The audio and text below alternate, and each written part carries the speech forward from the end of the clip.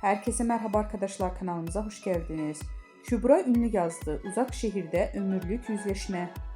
Kanal Deniyor reytingler rekoru kıran dizisi Uzak Şehir yeni bölümüyle ekranlara geldi. Ozan Akbaba ve Sinem Ünsal'ın başrollerini paylaştığı ve usta oyuncunun yer aldığı aynı yapımı imzasıyla taşıyan Uzak Şehir'den ömürlük yüzleşmelerin sahnelendiği dakikalar yaşandı.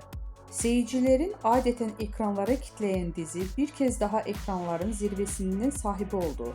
İzleyenler derinden yaralayan sahnelerin olduğu bölümde heyecan rüzgarı esti. Uzak Şehir sosyal medyada da yeni bölümü ses getirdi.